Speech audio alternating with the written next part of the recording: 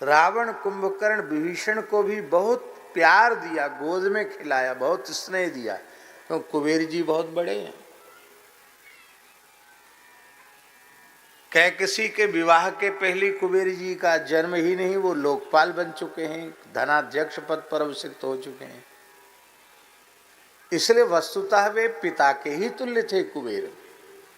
तो कुबेर जी ने रावण कुंभकर्ण विभीषण तीनों को बहुत स्नेह दिया, बड़ा प्रेम दिया।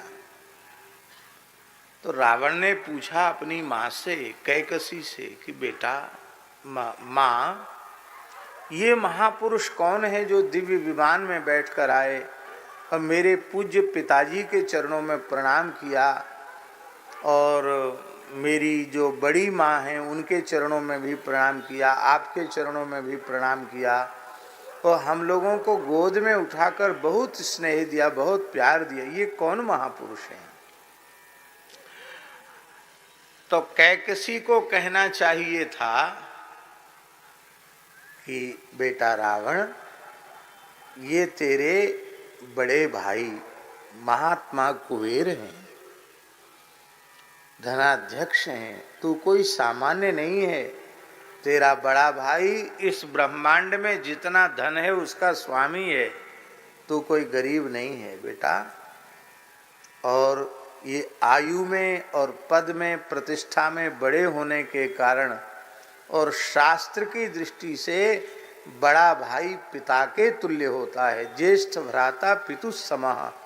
तो ये तुम्हारे बड़े भाई पिता के समान आदरणीय है बेटा, ये तुम्हारे बड़े भाई हैं और धर्म दृष्टि से पिता के समान भी हैं, तुम श्रद्धा पूर्वक इनके चरणों में प्रणाम करो।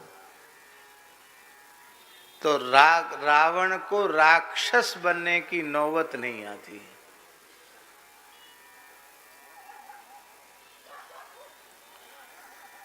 पर रावण की जिज्ञासा सुन करके कैकसी लंबी लंबी श्वास लेने लगी और बोली, बेटा मैं बड़ी हतभाग्या हूं।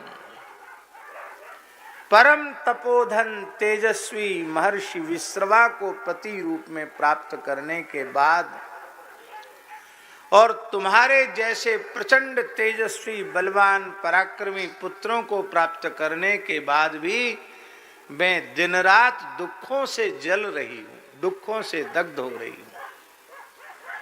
रावण ने कहा, मां आपको किस बात का कष्ट है? बोले, मैं अपनी सौत के उत्कर्ष को देख के जल रही हूं, सौतिया डाह से जल रही हूं, अपने सौत के बेटा की उन्नति को देखकर जल रही हूं। तुम ऐसे वैसे खानदान के नहीं हो, रावण को समझा रही है कैकसी। तुम्हारे नाना कभी राक्षस राज हुआ करते थे, जो मेरे पूज्य पिताजी सुमाली, देवताओं ने मार के भगा दिया, विष्णु भगवान ने अन्याय किया, हमारी लंका थी छीन ली, पाताल में रहते हैं। वो ये है ना, ये हमारी सौत का बेटा, इसको कुबेर बना दिया, वहां का राजा बना दिया लंका का। ये ब्रह्मा जी ने पुष्पक विमान दे दिया, और एक तुम हो, मृग चर्म धारण करके यहाँ जंगल में रहते हो, खाली गणानां त्वा गणपति गुम हवा में ही करते हो, खाली वेद पाठ करते हो।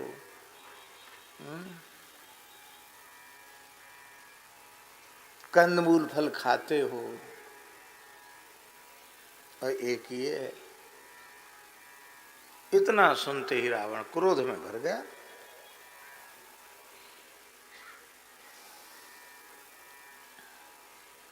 कैकसी ने कहा, सिंहनी एक जनती है पर निर्भय होकर के सोती है। सिंहनी एक शेर को पैदा करने के बाद फिर शिकार नहीं करती, निर्भय होकर सोती है, बच्चे शिकार करते हैं। और गधी सहैव दसभि पुत्री भारम बहति गर्धवी, 10-10 गधों को पैदा करके मरते दम तक गट्टी पत्थर ढोती अपनी पीठ पर। गधी तो हम तो सिंघनी के जैसे तुम सिंहों को पैदा किया, लेकिन तुमने हमारी दशा तो गर्दभी से भी गई बीती कर दी, रावण को भड़का दिया, रावण भड़क गया। कहा मां मैं कुबेर को नीचा दिखाऊंगा, उसकी लंकापुरी छीन लूंगा, लंका पर अधिकार करूंगा, इस धरती पर हमारे नाना के खानदान का साम्राज्य होगा, तब तो आप प्रसन्न होंगी। जरूर बेटा, बहुत प्रसन्न होंगी, पर उपाय तुमको बताना पड़ेगा, इसके लिए मुझे क्या करना होगा। कैकसी ने कहा बेटा इसके लिए तो तपस्या करनी पड़ेगी। किस देवता की? बोले ब्रह्मा जी की करो।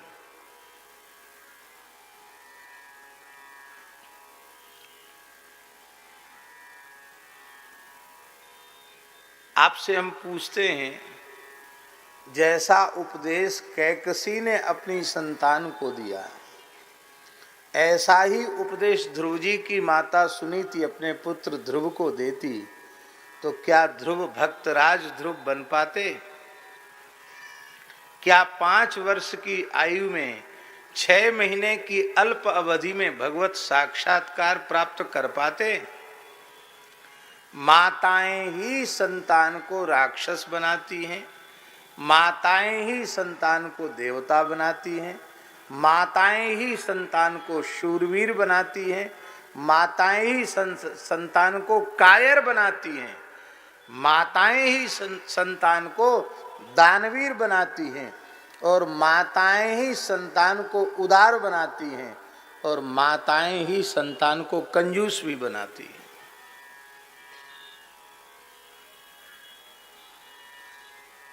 सारे संस्कार देने वाली जो शक्ति है उसका नाम है मातृशक्ति। इसलिए हमारे वैदिक सनातन धर्म में मातृकुल की पवित्रता पर विशेष ध्यान दिया गया। और इतना ही नहीं, इसके साथ ही साथ नारी देह की पवित्रता सुरक्षित रहे, इसके ऊपर बहुत बल दिया गया।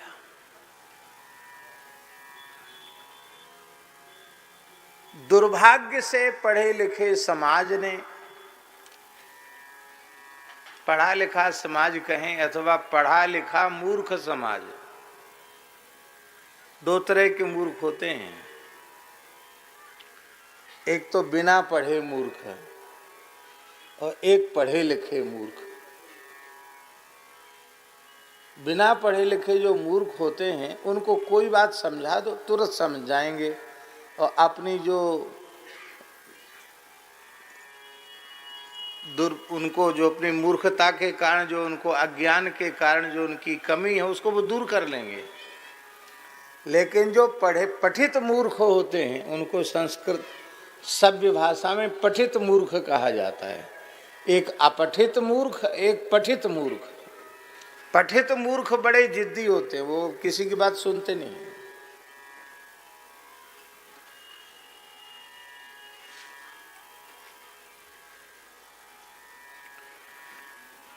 वर्तमान समय के पठित मूर्खों ने हमारे शास्त्रों में जो नारी देह की पवित्रता के संबंध में विचार किए गए थे, उन विचारों को पढ़ करके, सुन करके, और इसे नारी स्वतंत्रता का विरोधी माना और उसकी निंदा की। न स्त्री स्वातंत्र्य मर्हति,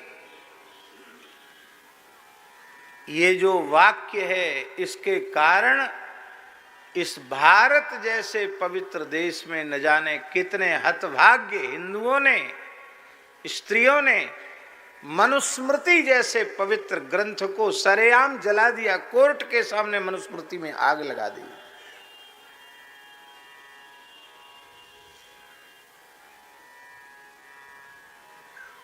जिस मनुस्मृति के संबंध में पूरे संसार के विचारकों ने कहा है कि दुनिया में सबसे पहला मानवीय संविधान यदि किसी ने लिखा है जो ईसा से कई हजार साल पहले लिखा गया संविधान, मानवीय संविधान, उस संविधान का नाम है मनुस्मृति।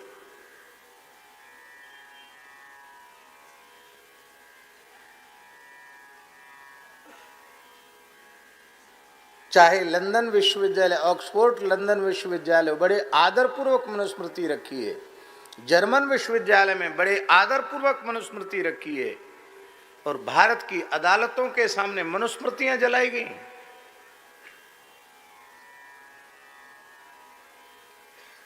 क्यों जलाएगी?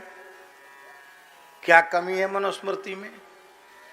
बोले मनु जी महाराज नारी स्वतंत्रता के विरोधी हैं।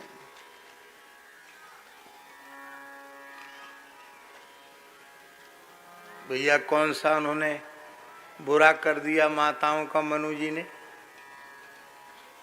मनु जी कह रहे हैं पिता रक्षति कौमारे भरता रक्षति यौवने जीवत स्थविरे पुत्राः न स्त्री स्वातंत्र्य मरहति। मनु महाराज का वचन है। जब तक विवाह न हो तब तक पिता को और बड़े भाई को नारी के चरित्र की रक्षा करनी चाहिए।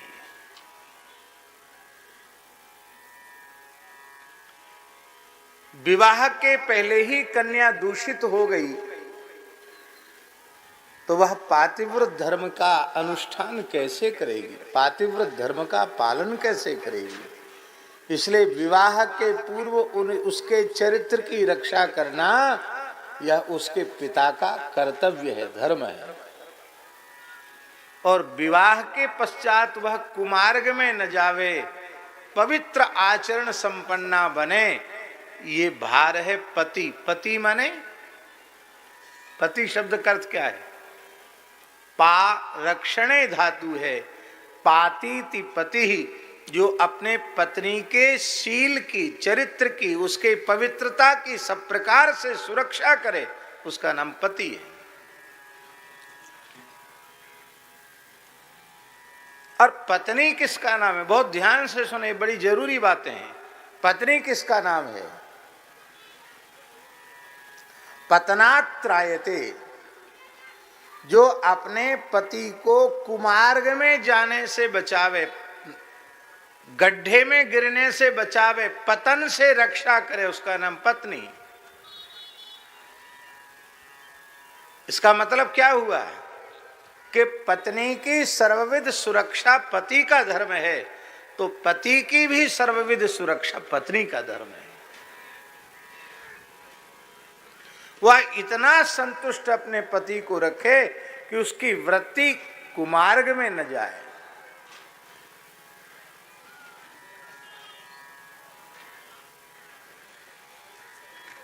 और पति की मृत्यु होने के पश्चात अथवा पति के संन्यस्त हो जाने के पश्चात माता घर में रह गई है, तो उस माता को किसी प्रकार की पीड़ा न हो, असुरक्षा न हो। ये भार किसका है? ये भार है संतान का। जीवित स्थविरे पुत्राः, पिता के न रहने पर हमारी माता किसी प्रकार से दुख का, कष्ट का अनुभव न करे।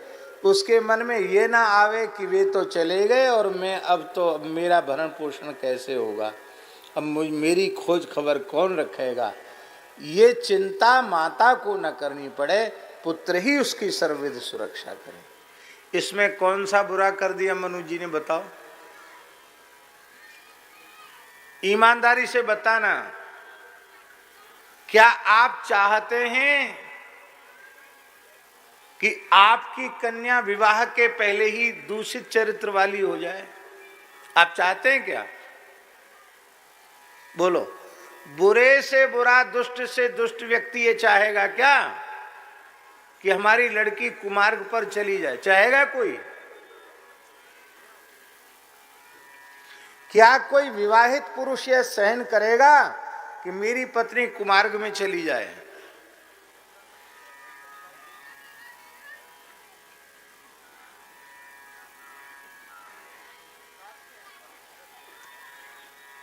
और माँ अनाथ की तरह भटके, भोजन और कपड़े के अभाव से और रोग से त्रस्त होकर और भीख मांगते हुए डोले, क्या कोई पुत्र सहन कर सकता है क्या? इसमें क्या बुरा कह दिया मनु जी ने? इसको कह करके तो तुमने मनुस्मृति जैसे पवित्र ग्रंथ को जला दिया और वह वाक्य मनु जी का भूल गए जिसमें उन्होंने कहा यत्र नार्यस्तु पूज्यन्ते रमन्ते तत्र देवता। जहां नारी की पूजा होती है, नारी का सम्मान होता है, वहां देवता अत्यंत प्रसन्न होते हैं। रमन्ते तत्र देवता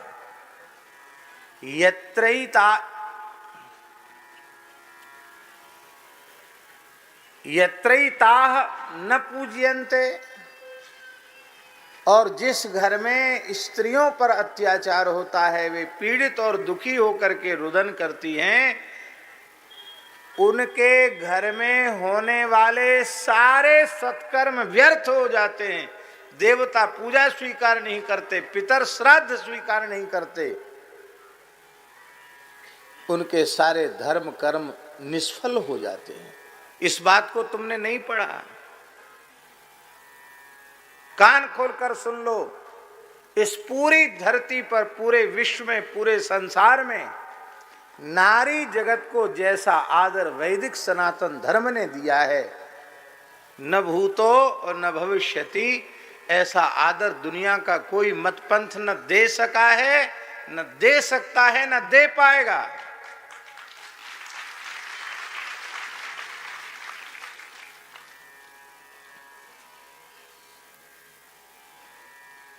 जानते हैं हमारे यहाँ माता को कितना आदर है? पितुर्दश गुणा माता गौरवेणाति रुच्यते। पिता से 10 गुना अधिक महत्व माता का है। आप सोचो,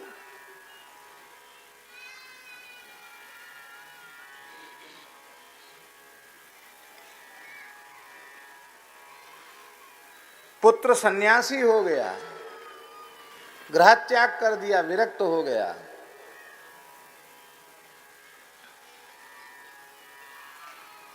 पूज्य स्वामी श्री भौमानंद जी महाराज के जैसा कोई महान तत्वज्ञानी संत हो गया और बैठकर तत्वोपदेश कर रहा है, और उस समय उस यति का जन्मदाता पिता आकर सामने बैठ जाए तो आवश्यक नहीं है कि वह यति उठ करके आसन से पिता को प्रणाम करके और तब आदर करे। हाँ, अनादर करे, ये भी बात नहीं है, पर आवश्यक नहीं कि वो उठ करके प्रणाम करके उसका आदर करे। किंतु पुत्र यति है, चतुर्थाश्रमी है, दंड युक्त संन्यास उसने ले रखा है और तत्वोपदेश कर रहा है, उस काल में उसकी जन्मदात्री माता सामने आ जाए तो उस यति के लिए शास्त्र की आज्ञा है सदंडम प्रणमेत भूमौ, दंड के सहित अपनी माता के चरणों में साष्टांग प्रणाम करना चाहिए। ऐसा आदर कहीं है किसी ग्रंथ में लिखा? आपने देखा?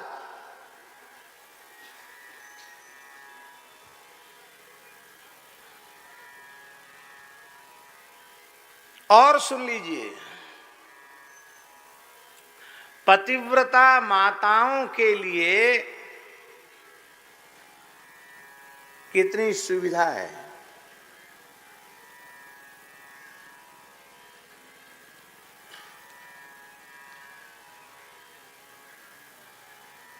पति जो कुछ धर्म कर्म दान पुण्य करेगा भगत जी, उसका आधा गृहिणी को, धर्म पत्नी को अपने आप मिल जाएगा।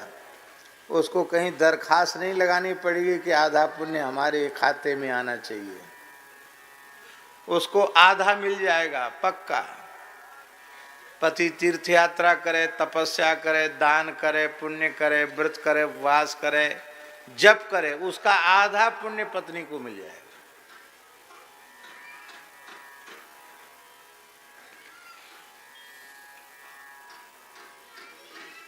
यहां तक तो आपको अच्छी लगेगी बात।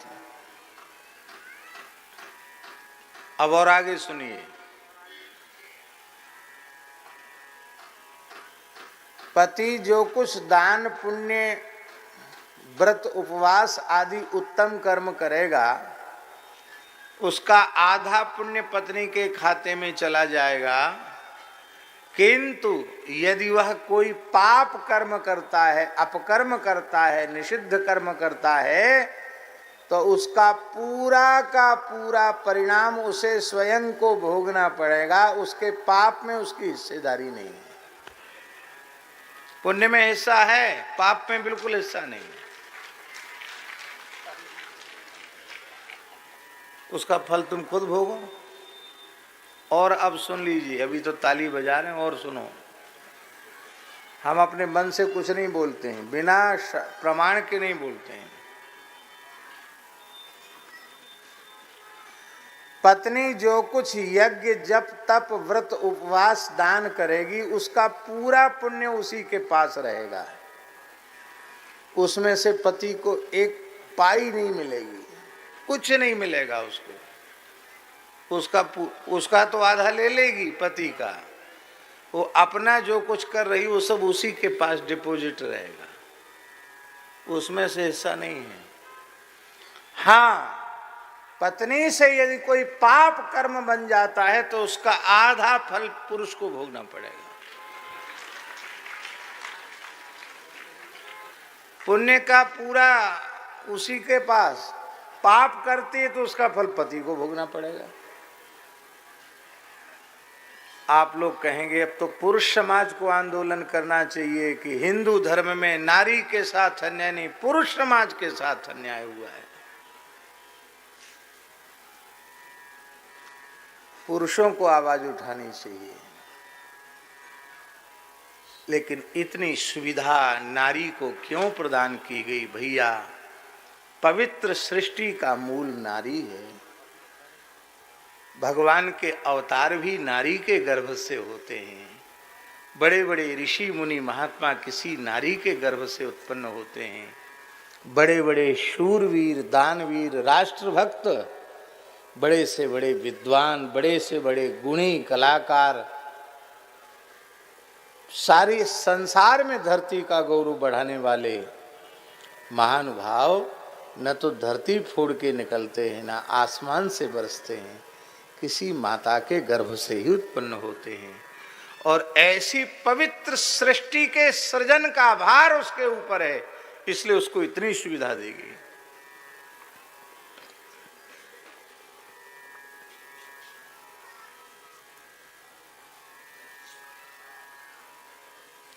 माताओं को नौकरी करके धन कमाना शास्त्र की दृष्टि से मना है।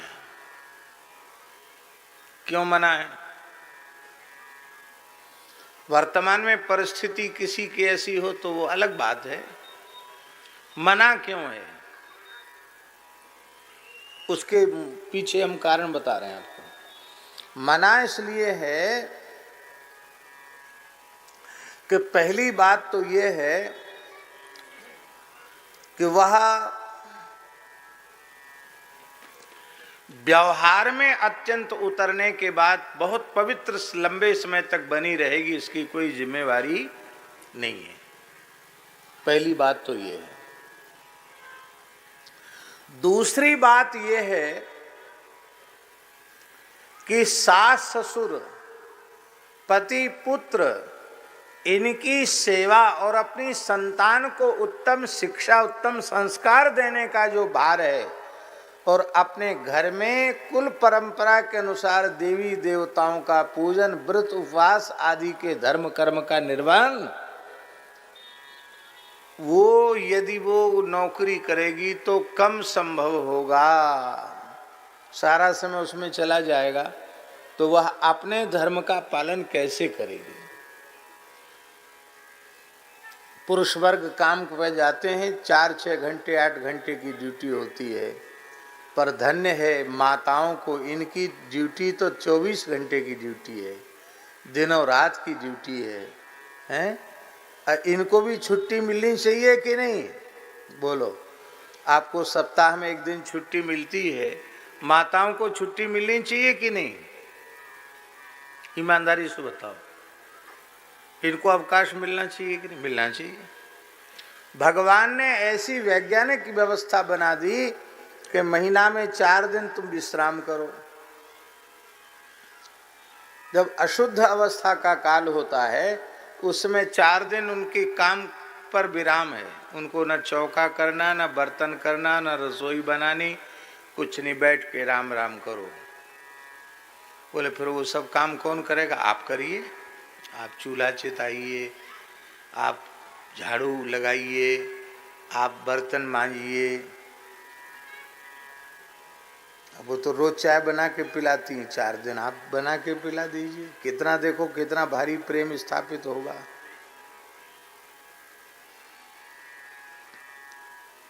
एक तो ये बात है। दूसरी बात ये है कि संयुक्त परिवार जो हुआ करते थे, उन संयुक्त परिवारों में सबसे बड़ी सुविधा ये थी कि माताएं जब उनकी अशुद्धि का काल आता था तो उसमें सबका एक साथ तो आता नहीं है, आगे पीछे होता है। तो जो पवित्र हैं उनकी ड्यूटी उन्होंने कर दी, उनकी ड्यूटी उन्होंने कर दी। इससे परस्पर का संवाद है। इस समय गृहस्थाश्रम का सुख भी समाप्त हो रहा है। संतति की कमी से जेठ देवर का सुख समाप्त, ननद का सुख समाप्त, देवरानी जिठानी का सुख समाप्त, सब खत्म होता चला जा रहा है। सब पाश्चात्य सभ्यता के अंधानुकरण में लगे हैं।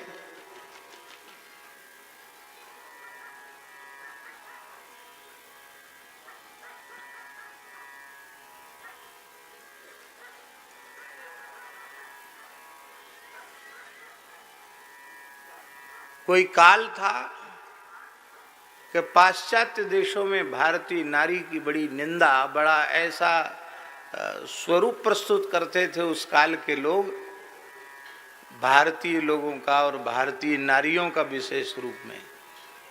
स्वामी विवेकानंद जी गए, उन्होंने जब प्रवचन किया, भाषण दिया, तो स्वामी विवेकानंद जी ने अपने एक वक्तव्य में कहा था कि पूरे अमेरिका और यूरोप क्षेत्र की इस पाश्चात्य जगत की एक भी नारी भारत की एक माता की बराबरी नहीं कर सकती है।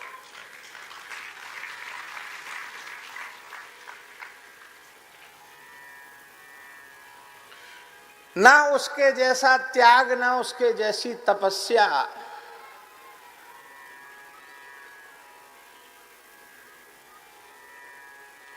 और उस काल की ईसाई मिशनरियों ने इस बात को बहुत बढ़ा चढ़ा करके फैलाया था कि इन्होंने अमेरिका की और यूरोप की महिलाओं की निंदा की इन्होंने, लेकिन उन्होंने निंदा नहीं की थी, उन्होंने असलियत बताई थी। जो आचरण की पवित्रता, शुचिता, अपनी संतान को उत्तम संस्कार देने की जो पवित्र भावना भारतीय नारी में है, वो संसार की किसी अन्य नारी में संभव नहीं है। हाँ, संभव तब होगा जब भारतीय नारियों का अनुकरण पाश्चात्य देश की नारियां करेंगी, तब संभव होगा। और आपको हमारी बात पर भरोसा न हो तो आप आकर देख लेना। स्वामी श्री प्रभुपाद जी के प्रभाव से प्रभावित होकर के विदेशी लोग इस ओर आकृष्ट हुए, तो उनकी जो स्त्रियां हैं उनके यहाँ नाक कान छिदाव ये सब नहीं होता है।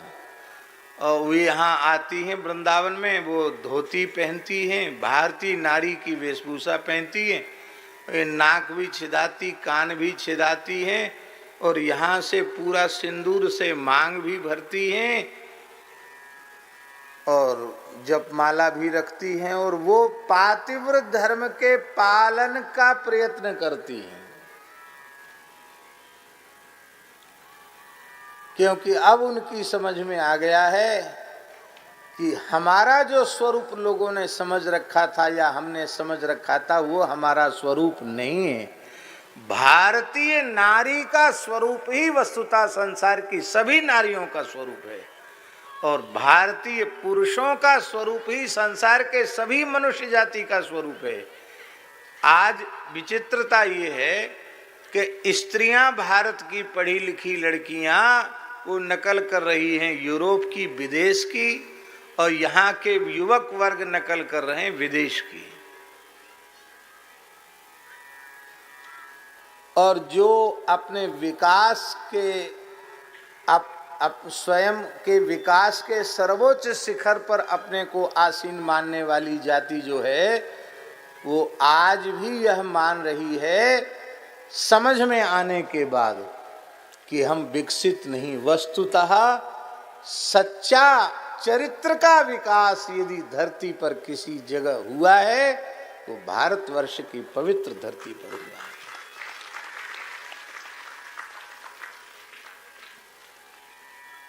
इसलिए भैया बड़ी प्रार्थना है हमारी, माताओं की पवित्रता पर विशेष ध्यान दें।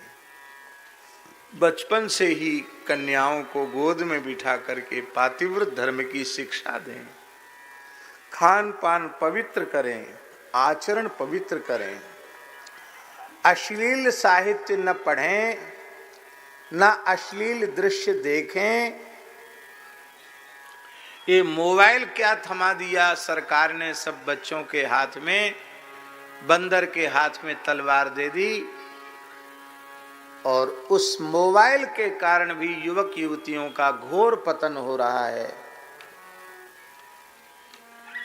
हमारा तो न चलेगा न हम चलाना चाहते हैं।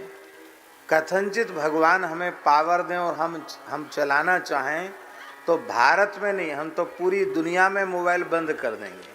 हाँ, केवल सूचना तक रह जाए, बाकी इस पर मनोरंजन के नाम पर कोई सामग्री परोसी नहीं जाएगी। ये जो कौन कौन सी फेसबुक और कौन कौन सी बुक होती है हम तो जानते नहीं, हमारे पास मोबाइल है भी नहीं। हमारे पास ना मोबाइल है, ना हम मोबाइल चलाना जानते, ना मोबाइल से हमारा दूर दूर तक कोई लेना देना है।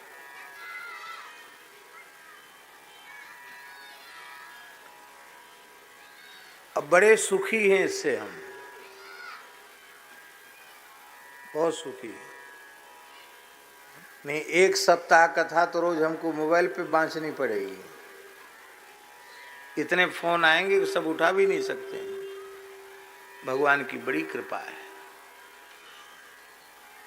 भैया मेरी विशेष विनम्र प्रार्थना है, कितनी भगवान की कृपा भई है, पवित्र भारतवर्ष की धरती पर जन्म हुआ है, मनुष्य जन्म प्राप्त हुआ है। भगवान ने हम आप सबको केवल अपने चरणों तक पहुंचने के लिए मनुष्य बनाया है। किसी जाति का व्यक्ति हो, सबको अपने कल्याण का पूरा अधिकार है। सभी मनुष्य अपना परम कल्याण कर सकते हैं। ब्राह्मण से लेके चांडाल तक, स्त्री पुरुष सब अपना कल्याण कर सकते हैं। बस हमारी प्रार्थना है, जो वस्तु भगवान को भोग नहीं लग सकती है उस वस्तु को खाना छोड़ दो। जो वस्तु भगवान को भोग नहीं लग सकती है उस वस्तु को पीना छोड़ दो। अशुद्ध खान पान से बचो। पवित्र भारतीय वेद लक्षणा देसी गाय के दूध दही घृत से ही अपने घर की भगवान की सेवा करो। आहार के रूप में पवित्र गव्य पदार्थ का आहार ग्रहण करो। और आप लोग कृषक हैं, बहुत उत्तम होगा कि आपकी खेती भी गो आधारित खेती हो। गो कृषि से पवित्र सात्विक अन्न उपजाइए और उसी का आहार कीजिए। और फिर किसी भी सत्पुरुष के मार्गदर्शन में रहकर अथवा ग्रंथ को ही अपने आदर्श के रूप में स्वीकार करके, चाहे श्रीमद् भगवद गीता है या विनय पत्रिका है या रामचरितमानस है या भक्तमाल है, किसी एक ग्रंथ को अपने मार्गदर्शक के रूप में चुन लीजिए और उस ग्रंथ के लिए अपना संपूर्ण समर्पण कर दीजिए। और जैसी कि हमने चर्चा की थी, श्री राम नाम जीव के कल्याण का सर्वोपरि साधन है। राम नाम का आश्रय लीजिए। बस इतने से ही हमारे आप सबके जीवन की सफलता हो जाएगी, हम सबका मानव जन्म सफल हो जाएगा।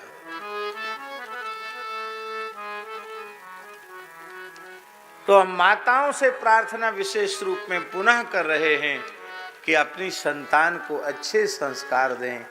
यदि कैकसी ने अच्छी बात समझाई होती रावण को, तो रावण राक्षस नहीं होता। वो तो ऋषि पुत्र था, वेदों का प्रकांड विद्वान था, पर माता ने ही उसको बिगाड़ दिया।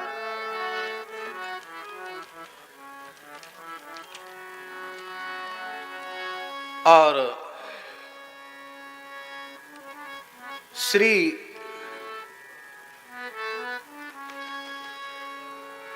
विभीषण जी महाराज के संबंध में कल हमने चर्चा की थी। शरणागति के संपूर्ण स्वरूप का दर्शन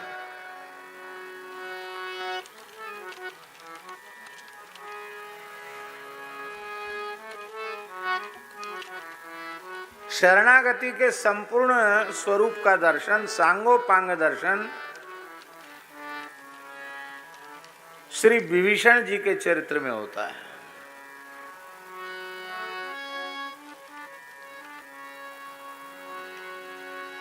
ब्रह्मांड पुराण में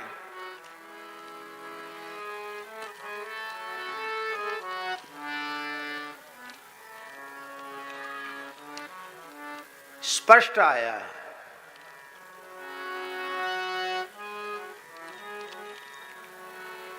ब्रह्मांड पुराण श्लोक संख्या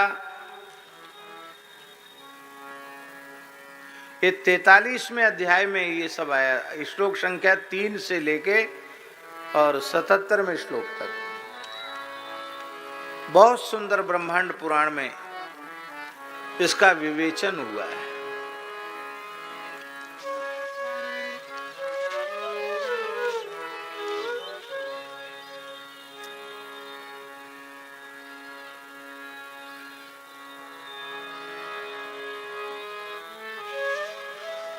महर्षि अगस्त्य श्री हयग्रीव भगवान से शरणागति के संबंध में प्रश्न कर रहे हैं। हे भगवान, शरणागत शब्द का अर्थ क्या है? शरणागत शब्दस्य कोऽर्थो वदहयानन वत्सं गौरी वयं गौरी धावन्त मनुधावती। हे भगवान, शरणागत शब्द का अर्थ क्या है? जैसे हजारों बछड़े हैं और गाय जब जंगल से चर के लौटती है तो हजारों बछड़ों के बीच में खड़े हुए अपने बछड़े को गाय पहचान लेती कि मेरा बछड़ा कौन सा है। ऐसे ही असंख्यों जीवों के मध्य शरणागत जीव कौन है, ये ठाकुर जी की पहचान में रहता, नजर में रहता, ये मेरा शरणागत है। इतनी महिमा है तो सब जीव भगवान के, पर जो शरणागत हो जाते हैं उनको भगवान विशेष रूप में पहचानते हैं। सबको छोड़कर भगवान उनसे मिलते हैं। भगवान हयग्रीव कह रहे हैं, श्री हयग्रीव उवाच यह पुमान् अखिलं भारम ऐहिकामुष्मिकात्मकं श्रीदेवतायां निक्षिप्य सरातद्गतमानसः।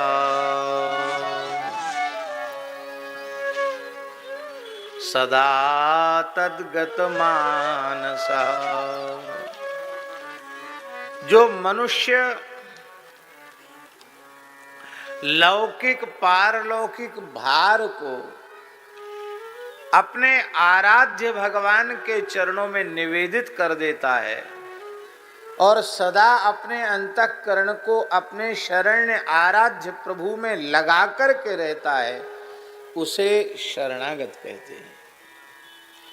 शरणागत को अपने संबंध में चिंता करने का अधिकार नहीं है। मेरा क्या होगा, मेरा क्या होगा, ये चिंता हो रही तो तुम शरणागत नहीं हो। अब हम जिसके शरणागत हैं वो जाने।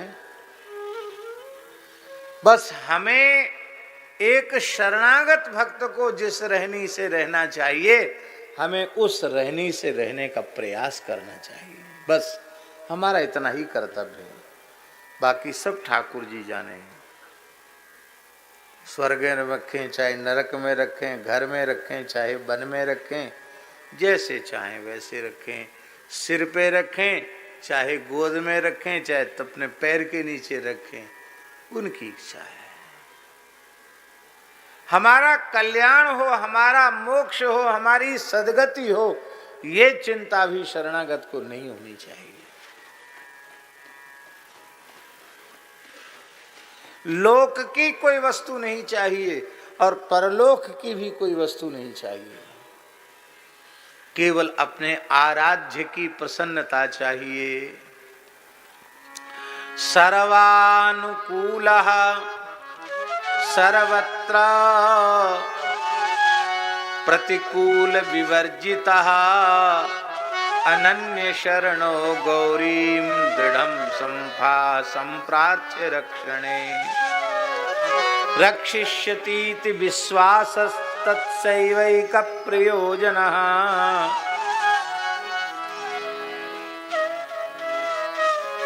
यदि हम श्रद्धे पूज्य श्री रमण रेती वाले महाराज जी, जो हमारे ब्रज में नंद बाबा के नाम से जिनको लोग स्वीकार करते हैं कि लगता है नंद बाबा वही इस रूप में आ गए हैं, हमारे ब्रज के मूर्धन्य सर्वोपरि संत हैं। वे एक अपने आचार्य परंपरा के, गुरु परंपरा के एक उत्सव में व्यस्त हैं और निवेदन किया गया था, लेकिन उन्होंने भी अपनी मानसिक उपस्थिति प्रेषित की है और कभी ऐसा योग फिर बनेगा तो वे पुनः यहाँ आवेंगे। तो उनकी ओर से हम इस उत्सव में आप सबको जय श्री कृष्ण निवेदित करते हैं और उन संतों का ही प्रसाद तो हम आप लोगों को बांट रहे हैं और हमारे पास अलग से कहाँ से आया। इसलिए जितने भी संत यहाँ बैनर में जिनका नाम अंकित है, वे सब आ गए ऐसा ही आप समझें आप अपने मन में। और अभी तो उत्सव चलेगा, ये हम नहीं कहते कि नहीं आवेंगे, आ भी सकते हैं। और भी अनेक महापुरुष अभी दो हैं। हाँ, अमरकंटक वाले परम तपस्वी, बड़े उच्च कोटि के महात्मा और बड़े फक्कड़ संत, परम पूज्य परम तपस्वी श्री कल्याण दास बाबा जी महाराज, अमरकंटक वाले बाबा जी, वो कब पधार रहे हैं? 28 तारीख को उनका मंगलमय यहाँ पदार्पण होगा। संत सम्मेलन है। भारतवर्ष के अनेक शीर्षस्थ संत उस उत्सव में आ रहे हैं। 28 को संत सम्मेलन में, 28 और 29 2 दिन में। हाँ, अत्यंत ज्ञानवृद्ध वयोवृद्ध संत स्वामी श्री परमात्मानंद जी महाराज भी गोंडा से पधार चुके हैं। उनका भी मंगलमय दर्शन और आशीर्वाद कल सबको प्राप्त होगा। इस प्रकार के हम सब बड़े भाग्यशाली हैं।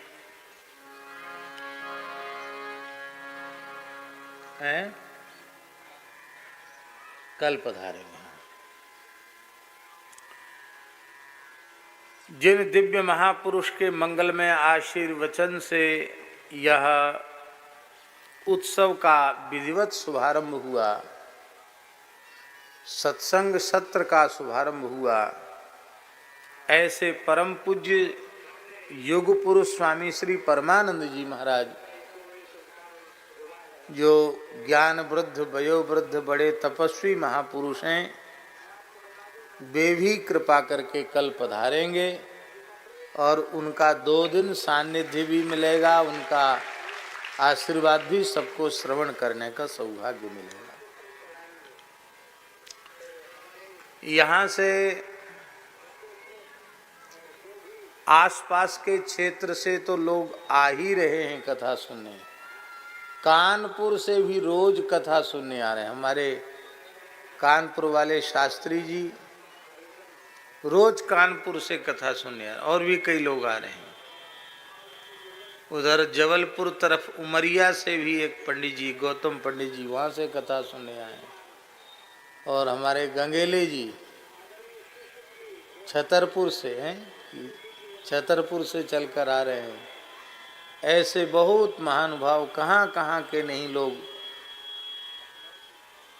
लखनऊ से भी आ रहे हैं कथा सुनने के लिए। तो यही आनंद है संतों के प्रेम के आकर्षण में, सभी लोग बंधे हुए हैं। अब हम अधिक समय न लेकर के परम भागवत श्री धन्ना जी महाराज के चरित्र का शुभारंभ कर रहे हैं।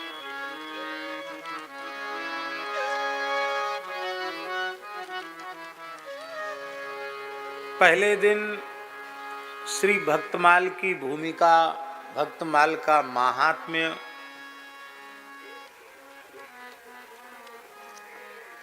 भक्तमाल ग्रंथ की उपयोगिता,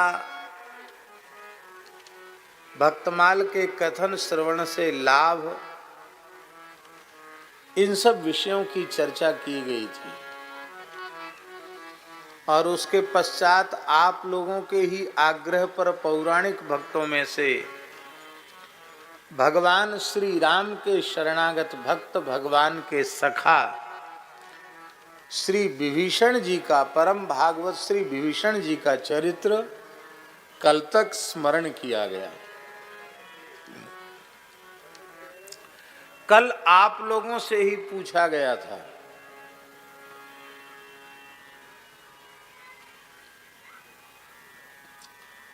कि कलयुग के भक्तों में आप किस भक्त का चरित्र सुनना चाहते हैं। तो श्रोताओं में से ही आवाज कल आई कि भक्तराज श्री धन्ना जी का चरित्र हम सुनना चाहते हैं। तो आज धन्ना जी का ही चरित्र कहा जाएगा। और हमारे गोस्वामी श्री दिनेश जी ने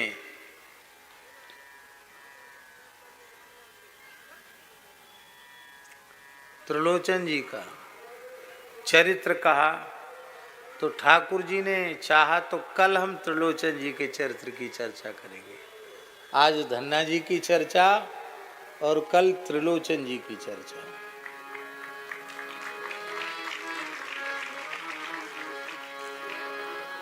धन्ना जी कौन हैं? मूल रूप में धन्ना जी आत्मसमर्पण भक्ति के आचार्य, 12 महाभागवतों में श्री बली महाराज के ही अवतार हैं। श्री धन्ना जी किसके अवतार हैं? बली जी के अवतार हैं। इनका जन्म जाट कुल में हुआ। जाट होते ना, इधर होते हैं जाट की नहीं, इधर नहीं होते हैं जाट। राजस्थान क्षेत्र में और हमारे ब्रज क्षेत्र में जाट भी होते हैं, गूजर भी होते हैं। भक्त नामावली में श्री स्वामी भगवत ऋषिदेव जी ने ब्रज के गूजर जट्टा, विठलनाथ बल्लभाचार्य ब्रज के गूजर जट्टा, सब भक्तों का तो अलग अलग नाम लिया, लेकिन गूजर और जाट के संबंध में भगवत रसिक जी ने कहा कि ब्रज के गूजर जाट तो जन्मजात भगवान के भक्त होते हैं, संतों के भक्त होते हैं। गूजरों का भी शासन इस देश में रहा, बड़े बड़े प्रतापी राजा गुर्जर समाज में हुए, और जाट खानदान में भी बड़े बड़े प्रतापी राजा हुए। हमारे भरतपुर के राजा जाट ही थे, जो इतने प्रतापी थे कि दिल्ली लूट लिया था उन्होंने, दिल्ली पर अधिकार कर लिया था। मुगल काल में दिल्ली पर उन्होंने अधिकार, और वहाँ से तमाम चीज़ उठा के लाए, आज भी हमारी डीग में रखी हुई है, भरतपुर के किले में रखी हुई है।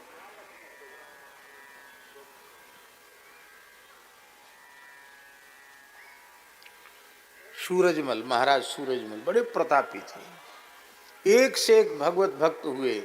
आप लोग कहेंगे कि मुगलों के शासन के रहते हुए दिल्ली पर युद्ध करके अधिकार कर लेना, फिर क्या कारण था कि फिर भी हम लोग गुलाम रहे? एक ही कारण था कि उस महान हिंदू वीर राजा को यहाँ के राजाओं का जैसा समर्थन मिलना चाहिए वैसा समर्थन मिला नहीं। सब एक दूसरे की टांग खींचने में लगे रहे। यदि सूरजमल को सहयोग किया जाता तो उसी समय भारतवर्ष में हिंदू साम्राज्य हो जाता, लेकिन ऐसे एक दो अवसर नहीं, न जाने कितने अवसर हमारी आपसी फूट के कारण समाप्त हो गए, हमारे हाथ से वे अवसर निकल गए। आज आवश्यकता है संपूर्ण विराट हिंदू समाज को सौहार्द के, संगठन के, प्रेम के एक सूत्र में बंधने की आवश्यकता है।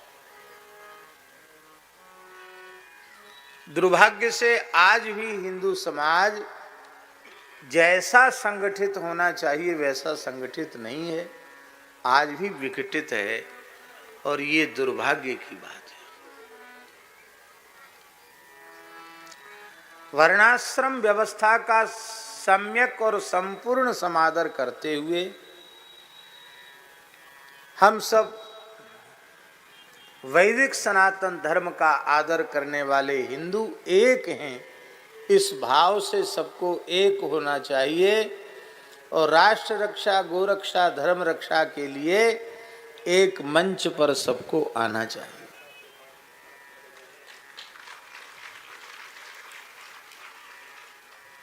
इसी जाट कुल में श्री धन्ना जी का जन्म हुआ था।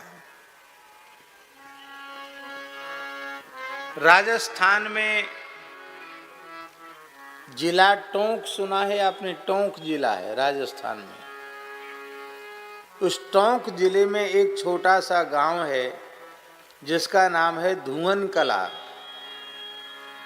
इस धुवन कला गांव में श्री धन्ना जी का जन्म हुआ था। हम इनकी प्राकट्य भूमि में भी होके आए हैं, और धन्ना जी की जयंती का उत्सव हम लोगों ने धन्ना जी के गांव में जाकर मनाया था।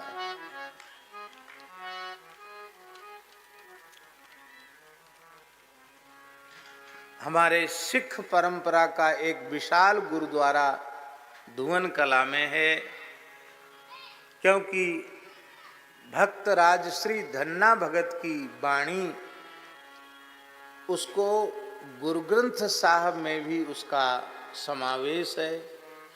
धन्ना जी के पद हैं गुरु ग्रंथ साहब में, सेन जी के पद हैं गुरु ग्रंथ साहब में, कबीरदास जी के तो बहुत पद हैं, रैदास जी के पद हैं। इसलिए जिन जिन संतों के पद गुरु ग्रंथ साहब में हैं उनके नाम से हमारे सिख समुदाय ने गुरुद्वारे बनाए हैं। भक्त पीपा जी के भी पद हैं। रामानंद संप्रदाय के सर्वाधिक संतों के पद गुरु ग्रंथ साहब में। आश्चर्य की बात तो यह है कि एक दो पद जगतगुरु श्रीमदाद्य रामानंदाचार्य भगवान के भी है। श्री रामानंदाचार्य जी की भी वाणी एक पद के रूप में गुरु ग्रंथ साहब में संग्रहित की गई है। तो धन्ना जी के प्रति हमारे सरदार भाइयों का भी, सिख परंपरा के संतों का भी अत्यंत पूज्य भाव है। ऐसे श्री धन्ना जी ये मूल में परम भागवत श्री बलि जी के अवतार हैं। बलि जी का परिचय तो आपको प्राप्त है कि नहीं? चलो हम वंश परंपरा ही सुना देते हैं। भगवान नारायण के नाभि से कमल प्रकट हुआ, कमल से ब्रह्मा जी, ब्रह्मा जी के पुत्र मरीचि हुए, मरीचि के पुत्र कश्यप हुए, कश्यप की दिति नाम वाली पत्नी के गर्भ से हिरण्यकशिपु और हिरण्याक्ष उत्पन्न हुए, और हिरण्यकशिपु के पुत्र प्रहलाद जी हुए, प्रहलाद जी के पुत्र विरोचन हुए, और विरोचन के पुत्र वली हुए, वली का पुत्र वाणासुर हुआ। ये परंपरा, इन सब पुराणों में इनकी चर्चा है।